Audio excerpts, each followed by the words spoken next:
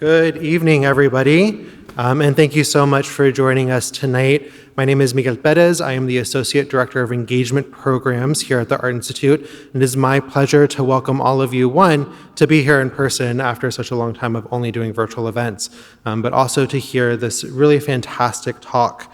If I could just really quickly ask all of you to silence your cell phones, that would be amazing. This evening, we have the pleasure of hearing from the curator of the Sophie Calle exhibition, Because the Blind, an exhibition bringing together two series, Because and the Blind. Matthew Witkovsky. Matthew is the Richard and Ellen Sandor Chair and Curator of Photography. In media here at the museum, he has been with us since 2009. Highlights among his many exhibitions he's curated since joining have included Revolucja Demonstrata, Soviet Art Put to the Test, Mohali Nag, Future and Present, and Christopher Williams, The Production and Lines of Happiness. In 2016, he received the Krantz-Krautz Award for Provoke Photography in Japan Between Provost and Performance. Now please join me in welcoming Matthew to the stage.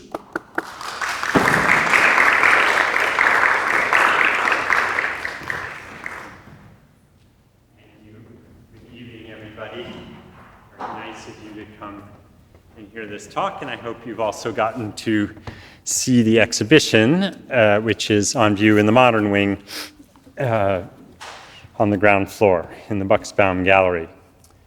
Let's see, I'll get my glasses out. And thank you, Miguel, for the introduction.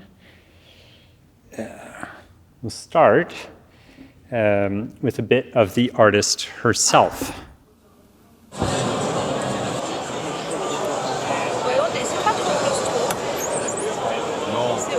Écrasé. Oh non, pas du tout. Ouais. Bon, je crois que essayez, c'est l'adopter, je vais sortir quand même, si ça vous embête pas.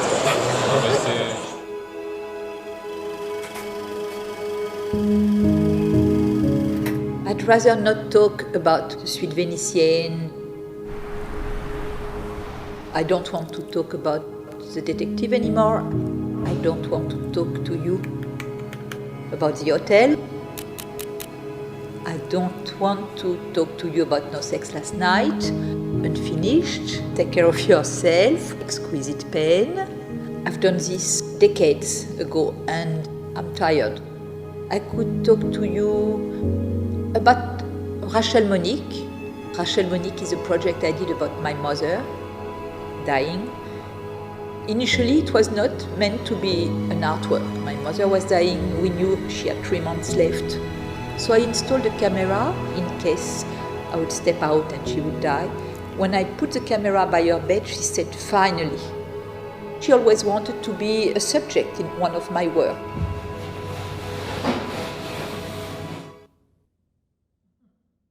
Just a bit.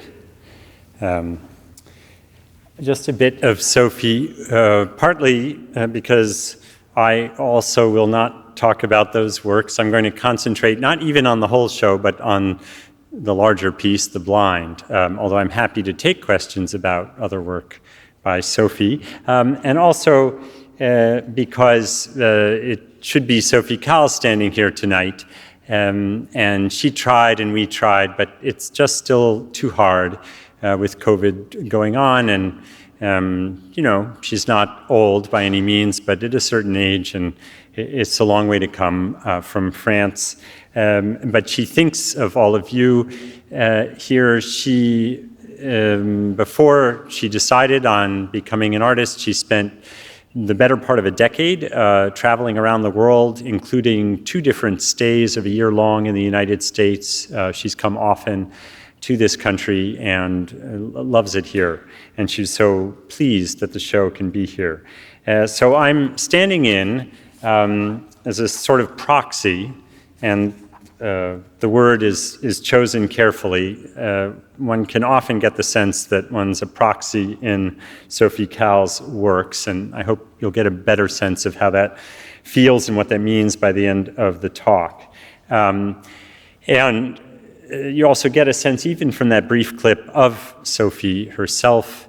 She's playful, even mischievous, coquettish, an exhibitionist to some degree, coming out of a coffin, and she's done other things like that. She's sly, she's morbid in certain ways.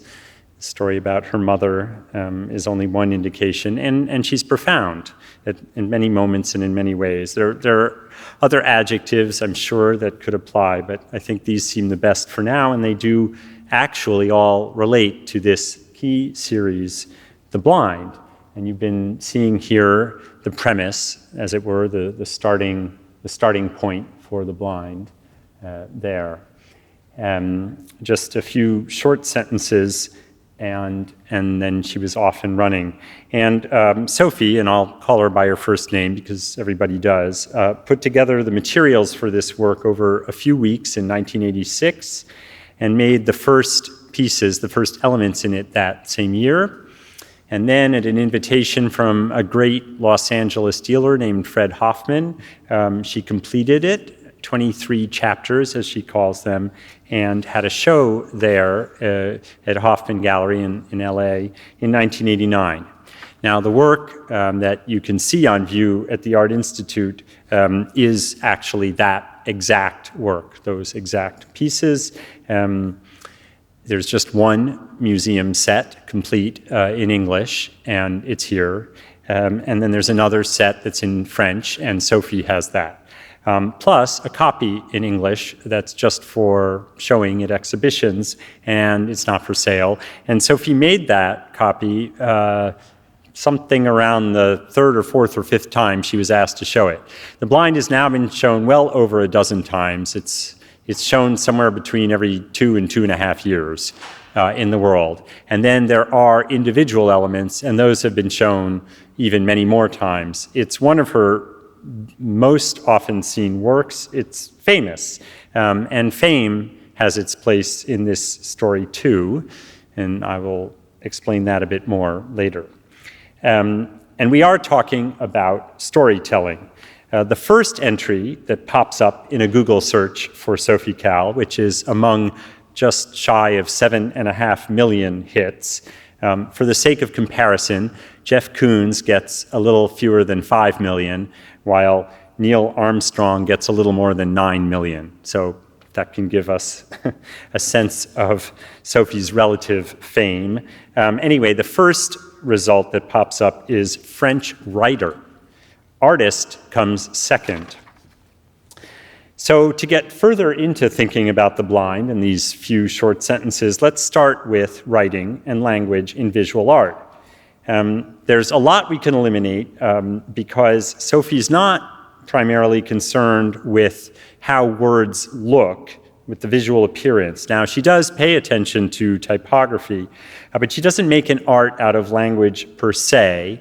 And puns, visual puns or other kinds of puns are not really her thing for the most part. Unlike Kay Rosen, for example, sorry, I should have been showing you the installation view of the piece.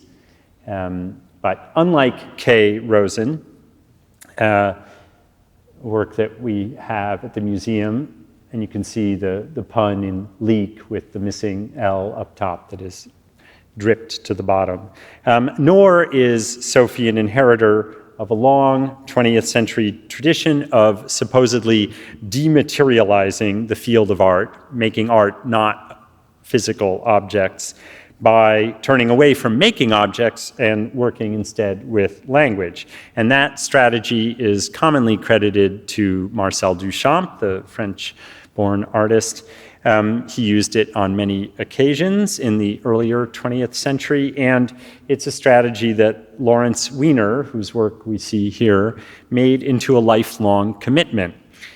Language and materials referred to, which you see on that medium line under the title, is the medium line on all of Weiner's works from 1969 onward.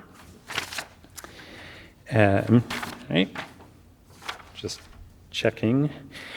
Sophie Calle is really and properly a writer, just as much as a maker of images. She does follow in the wake of narrative art, which is what art art critic Peter Sheldall, writing for the New York Times in 1974, a few years before Sophie fully committed to being an artist, what Sheldall called a mini-movement. Narrative art, which had a couple of visible shows in the 70s in Europe, ran counter to minimal art, which was all mute materials and self-contained forms. And it followed, but also did a twist on conceptual art, at least the more studious varieties of conceptualism that seemed to shrink from anything popular or mainstream or everyday. And at the same time, narrative art, also known as story art, took conceptual art very seriously. And Al Ruppersberg has a slight, or more than a slight, connection to narrative art. And we're seeing, sorry, I should explain this piece a little bit. Al Ruppersberg in a photo booth holding up a gossip magazine from Hollywood called Rona Barrett's Hollywood, and opening it page by page so you can read the magazine, you know, picture by picture, but other elements intervene, like Al's long hair and his eyes and other things. So you're reading and looking at the same time. So one key way that these artists took conceptual art seriously was in trying to reduce or get rid of the convention of authorial control, that the writer is the person who generates the writing. So you have artists like Duane Michaels or Bob Cumming or John Baldessari on this side of the Atlantic, Jean Legac or Christian Boltanski in Sophie Calle's home country of France, and they're all trying to let chance or some kind of rules generate the works of art. It was also called systems art, for instance, and in this case the rule is I have the magazine, I open it page by page, and I finish the piece when I've come to the end of the magazine. And the narrative artists made a move that Sophie would make in a big way later. By adding a new dimension into these systems, they wove stories in that might or might not be true. And if you think about gossip, it's kind of on that edge between stories that might or might not be true. They seem to tread the line between fact and fiction. So Sophie likes to set up a system and a story at once, and The Blind, one of her earliest works, does that extremely well. It is also, in part, a question of a true story here. We don't know the names of the people who are speaking, and we don't have any outside way to judge whether what they're telling us is true, whether this is the man's son that he says he saw in a dream, things like that. But I'm just going to take a step here and say that isn't for me what's most exciting about The Blind, but I'm just pointing out that it was, a new thing in art to work that way. Sophie has said that she values the emotional dimension of ceding control. In other words, giving the authorial control to another person. She would rather let someone else, like this gentleman, be the narrator and have herself act more like the reporter or the detective or the commissioner or the compiler, and that's the role she plays in The Blind. Sophie told me that she worked with individuals that she met at an institute for the blind in Paris, and she asked each of them whether they would accept to help her make a work of art by talking about beauty and their associations with that word, and by letting her make a portrait photograph of them. The interviews lasted from a while to several hours, and Sophie took notes, which she later edited down to the very tight sentences that are used in each of these chapters. She also photographed or reused photographs of people, places, and situations that her interviewees had referenced. So in this case, he says he saw his son in a dream, and we imagine this is a family photo that the man might have provided to Sophie, and then she rephotographed it. There are one or two photographs in each chapter, and the portrait also, and the text. And that's the whole chapter. So Sophie has a lot of liberty within each system. And in the case of the system of the blind, her interviewees seem to swing from highly personal, emotionally laden reflections, like I saw my son in a dream, to mentions in other chapters of just famous people, let's say, Alain Delon in one case, or here, Francis Lalande. Now, Delon and Lalande are the kind of mainstream reference points that prior narrative art and conceptual art absolutely avoided. Maybe it was that early conceptual artists didn't want to be confused with pop art, but for that and other reasons, they focused on banal things or very obscure consumer culture. I mean, if you think about it, Rona Barrett's Hollywood, I mean, she was somewhat well known, but it's not, international fame. And they chose those kinds of things rather than mainstream celebrity. Not so for Sophie. You might not know the names, but Alain Delon is a kind of French Steve McQueen. He was in lots and lots of action movies and some comedies. And Francis Lalande, who's still around, is a singer and a sometime political provocateur who was, let's say, having a moment in 1986, the year Calle began producing The Blind. So on YouTube, if you like, you can check out Francis Lalande paired with Olivia Newton-John in a live TV rendition of the Grease hit, You're the One That I Want, from a decade after this work. Sophie came of age together with what is now called the Pictures generation, and Richard Prince, Cindy Sherman, you see here, and the mainstream image world does not put her off. Not that it ever takes over her work. American artists tend to obsess over celebrity culture more than those elsewhere, and that's no doubt because pop culture in this country is a great export commodity around the world.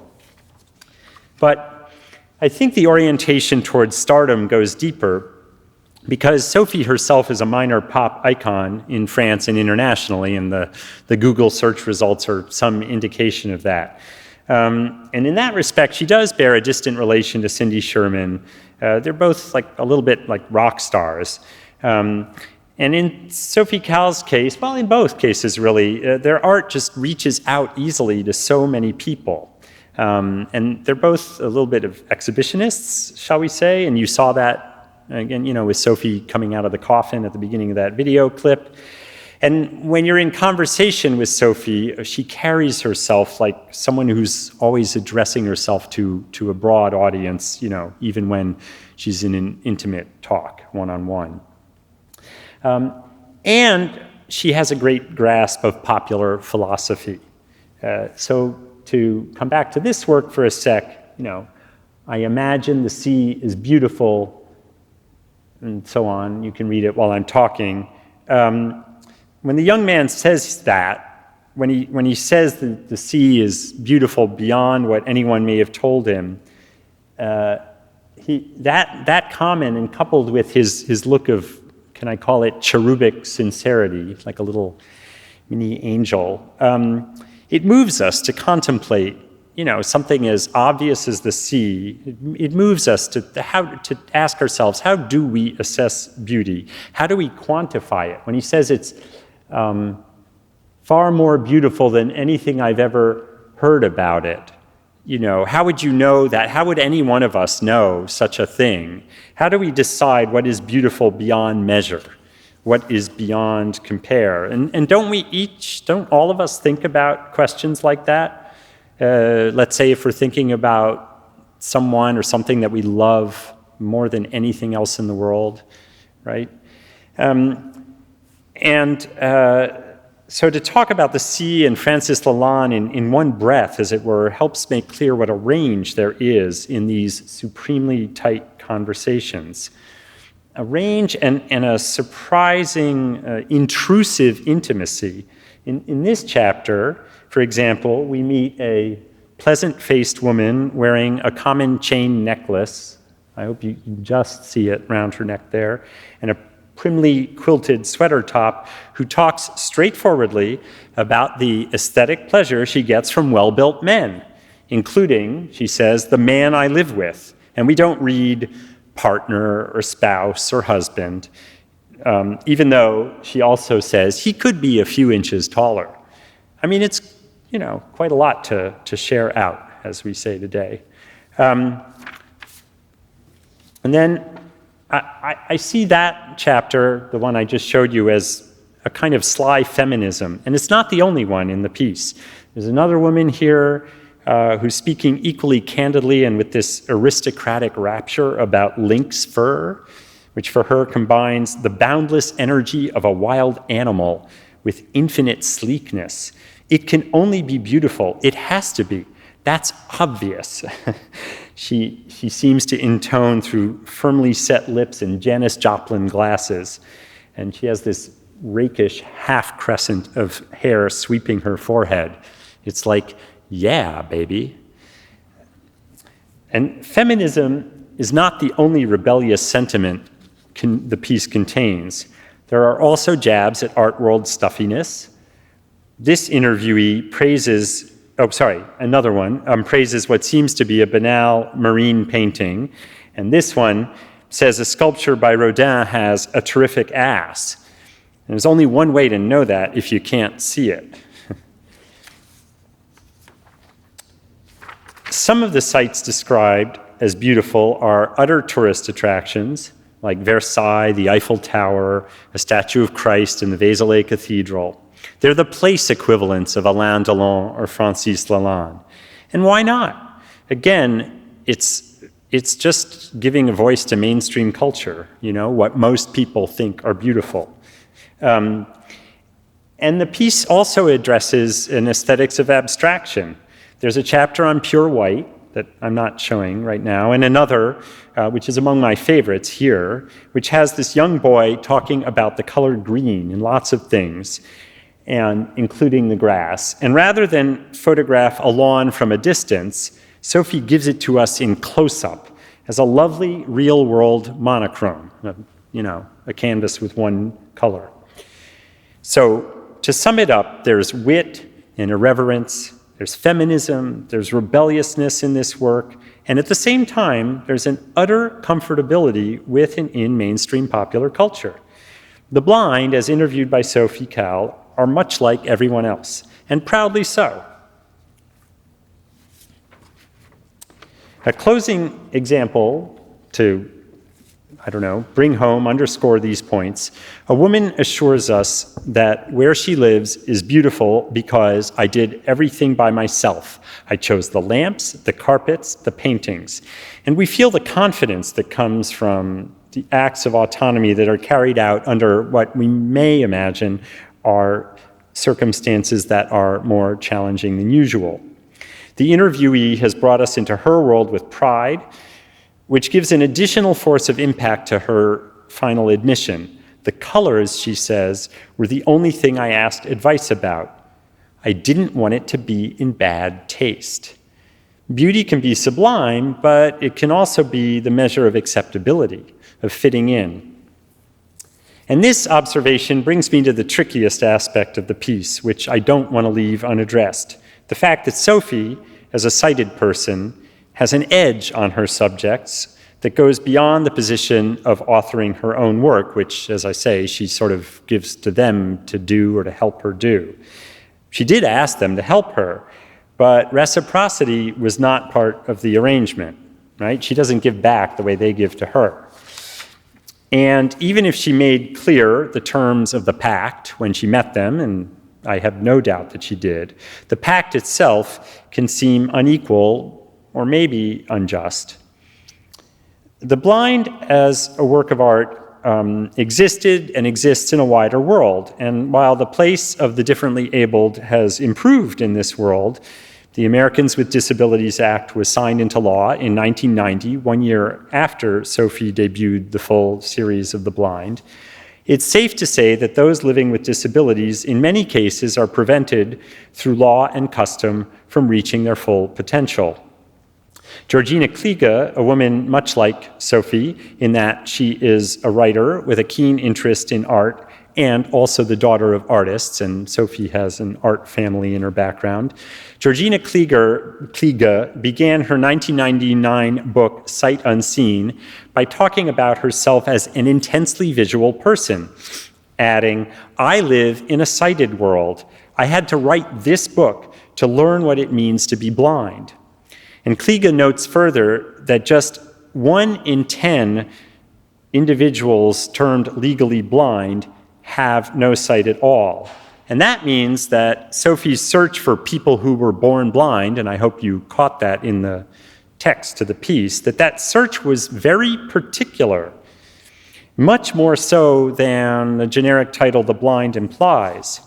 And that title reads, frankly, as an unfortunate choice because it implies that visitors will meet a class of people, when really it's a very small subgroup, people born blind. And beyond that, as we've seen, one that Sophie really arguably chose with great care to convey a specific range of thoughts and views, and I dare say a range of appearances as well, all the portraits that she made. And these are appearances that the interviewees themselves could presumably not register because they couldn't see them. Blindness is often portrayed as central to the existence of anyone who is blind, or as some insurmountable barrier to getting a job and having a mainstream life. And again, we have to think about all the mainstream pop culture in this piece. There's a great fear of blindness and of blind people among the general population. And in a perverse way, Kliege argues, a blind person who seems fully independent and successful poses a threat to the sighted because it could mean that sight is not so totally important as the general population thinks. So she writes, if you want to talk about stupidity, prejudice, weakness, or narrow-mindedness, no other word but blind will do. And to move past such prejudicial habits, Kliege herself proceeds as a writer by questioning sighted people about what they can see and from what distance and in what ways. Blind men in movies are like women, Kliege argues. They exist to be looked at, all spectacle. And she concludes, beauty without a beholder is a disgraceful waste. Of course, she means in mainstream understandings. And here we are at the heart of an issue with the blind. Because even as Sophie wants us all to ask ourselves how we arrive at judgments of beauty and pleasure and satisfaction and perfection and other ideal states or emotions, she needs us to behold an other to do that. And with this categorizing title as our introduction, The Blind, it can become harder to see ourselves in the other and to see these blind people as proxies. And remember, I said at the start that I feel a little bit like a proxy for Sophie, even though I'm obviously not. But it can become harder to see those interviewees as proxies for ourselves rather than just for the artist. At the same time, The Blind does introduce visitors to a range of self-assured, evidently competent, thinking people. And that these subjects have no names could seem a drawback, but it allows for judgments about their identity and character to be arrived at in other ways, principally by close looking and thinking. So the rush of liberation you can feel while looking at these pictures and reading the statements, I'm going to argue, is not only feminist or rebellious or contrarian, it's also generational. And I return to Janis Joplin, as I'm calling this subject, with a purpose as I make these remarks. 1986 is the year that Sophie carried out all the work on this piece and started to make it. 1986 is a simple rearrangement in numbers of 1968, and that is the year that all French life changed. To this very day, so many decades later, the term 68er, or 68er, is common currency in France. It's a synonym for counterculture, anti-war protests, disgust at patriarchy and xenophobia and neo or just plain unreconstructed colonialism, which was much more deeply felt in France, the colonialism that is, than in the States. And so I say Janis Joplin is up here for a reason. I think it cannot be meaningless that Sophie included this boy talking about his home in Morocco, or this man, mentioned, I've shown you twice already now, who looks distinctly Algerian. The French occupation of North Africa began with the invasion of Algiers in 1830, and it came to a violent end only in the later 1950s and 60s, 130 plus years later, and that was during Sophie's youth. She's born in 1954, I think, or 3. This young girl might have Vietnamese heritage, it could seem so, and that brings in another traumatic episode of French imperialist brutality. And is this a Jewish man's face? The face of this fellow who's speaking also of the sea extending to infinitude, so far you lose sight of it? There's a fantastic memorial at the heart of Paris, right behind Notre Dame Cathedral, and it is a memorial to all the concentration camps that French Jewish people were sent to, and it's right on the River Seine, and you look right out on the river. You cannot see where the river ends, and there are these bars, blocking you from the river. Sophie was born less than a decade after the end of the Holocaust, and her mother was Jewish, the mother who was mentioned at the start of this talk. I really don't want to reduce the blind, which I hope you realize by now is a complex and complicated work. I don't want to reduce it to some census-like enumeration of post-war French demographics, or still worse, a laundry list of historical flashpoints. I simply want to point out that this dimension too is in the mix and available to those sighted visitors who reflect on the whole work of art, by which I mean not just the words, but the particular images too, and then the interactions between story and selfhood that all these elements stage together. They stage multitudes when you think about it. So I'll end where Sophie always ends the piece. She lets people install it according to their wishes, which is what happened here, except for the first 3 chapters, which include those 2 gentlemen talking about the sea, and the final one, which we have here. I have no need of beauty, right? I've buried beauty. I don't need beauty. I don't need images in my brain. Since I cannot appreciate beauty, I have always run away from it. And this gentleman is looking the closest to straight at Sophie, which is to say at us, as spectators, and I'll use that term now, spectate, from looking, from speculare, to look, and there's no image. And I do think that he's looking at her with some kind of resistance, and we can characterize that in various ways. But that means he's also looking at us, if we're looking at the piece, with some kind of resistance. And she's built that into the piece, that kind of talking back, that kind of dialogue. And that seems a good place to end and to invite your questions of me. So, thank you.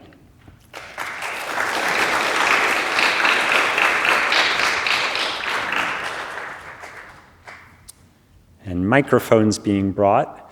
You can approach the microphone, or if that's, off-putting, and it isn't for at least 2, but if it is, just speak loudly and I'll repeat your question. Please. Hi, I might have missed this at the very beginning, but is there any evidence that these people are real and that the interviews actually happened? There is. I had mentioned, and you may have been here already for that, saying that there's an element of that Sophie and narrative art and story art brought in of the question of what's the true story and what's a fiction, and that was something new in art.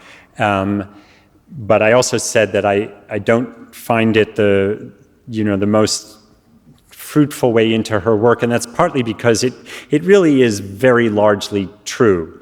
There is evidence, if you will, in the form of all the notes that she took, the pictures, but there isn't, how to put it, like a testimony independently of the work.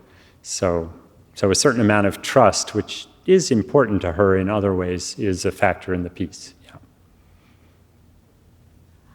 Hi, I have one boring logistical question. Do you have any idea if any of the supplemental images were actually shot by her?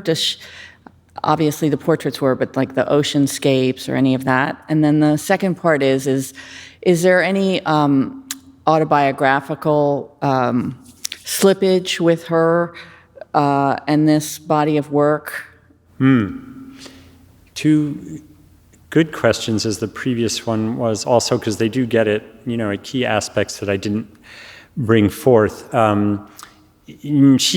She has said that she either took the photographs herself, which is the case with all the portraits, or for the rest, reused, asked permission to reuse, in some cases, stock images like of Francis Lalande, or in some other cases used pictures lent to her by the interview subjects. She has declined to say which is which. She's stated that it doesn't strike her as important for the piece to know. So for instance, it's not necessarily the case that the sea pictures are taken by her. What it raises for me, these are good questions. What it raises for me, and it's sort of related to this question of truth, but more of, how to put it, how we know that our experience is individual. A sea, a sunset, these things are so known, right? And then you can wonder at times whether you're having your own genuine experience in front of it, or whether it's just also that they're just so known. And that is in the piece. So to go back to the first question, the question of the truth of the existence of the individuals, it's important in the sense, I think, this is more just me talking, but that the question of beauty as an individual judgment relative to beauty as a collective assessment or even assertion is on the table here. Yeah.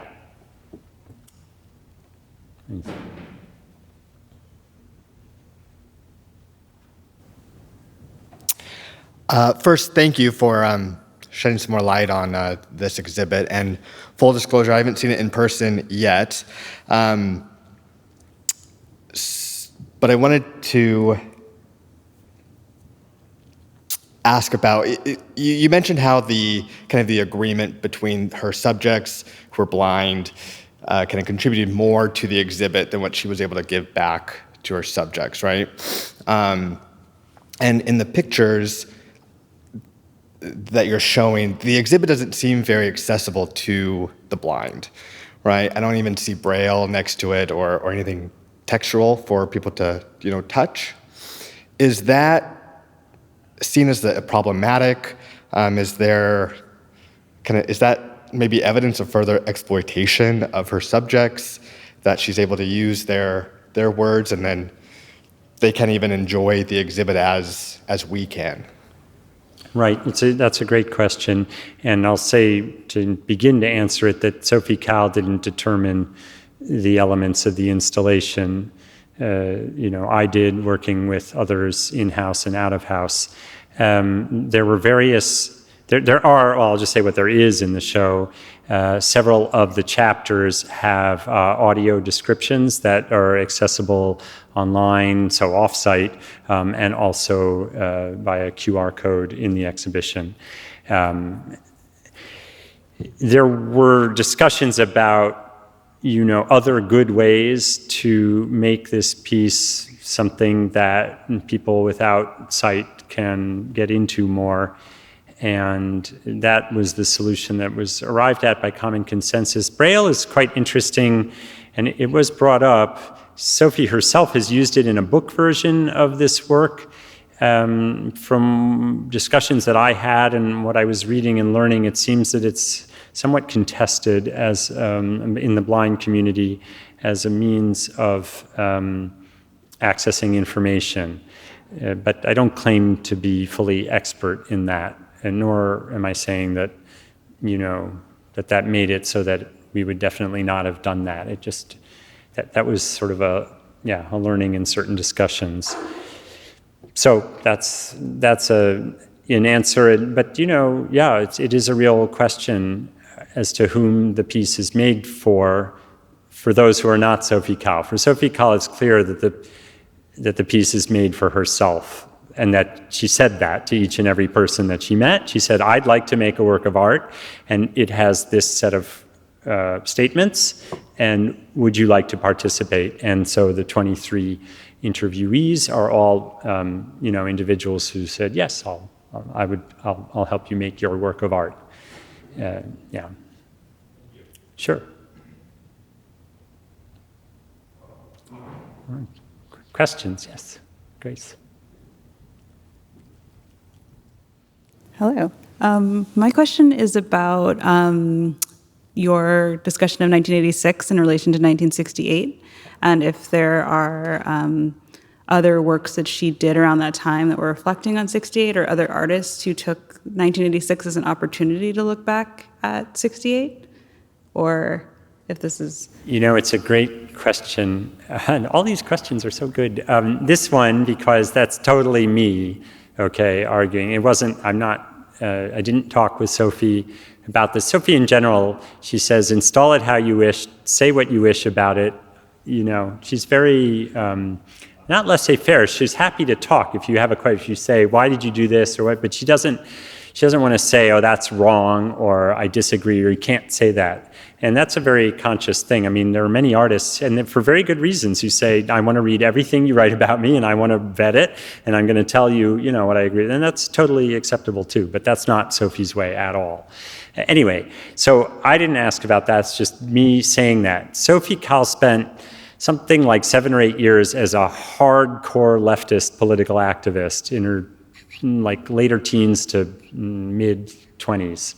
And then decided that that wasn't the life she wanted to lead, and she was going to do something else. So I'm reading in, The Blind is I should know this, it's I think the second real piece she made, or maybe the third, and maybe the fourth if you include a kind of a test work. So it's pretty early in the career. So I don't know if the activism is more in her mind then and less later. I couldn't say. Nor, sadly, since I know French art, but I don't know it the way I really should. I mean, 68 is important around the world. Mexico City, Japan, the US, there's Czechoslovakia hugely. But for all that, I don't know if there's many countries where in 1986 there's a looking back. But interestingly, of all those countries I've just named, there's a punctual kind of remembrance that in Mexico City with the Tlatelolco massacre and things, but France is just really still to this day, it's a huge topic. So I just feel like it would be more likely. So my final answer to that is I'm going to go ask Sophie, because if you ask her, she'll say, but she just doesn't offer it up. Yeah. Yeah. Can I ask a question? Sorry. My question might also be something you have to ask her.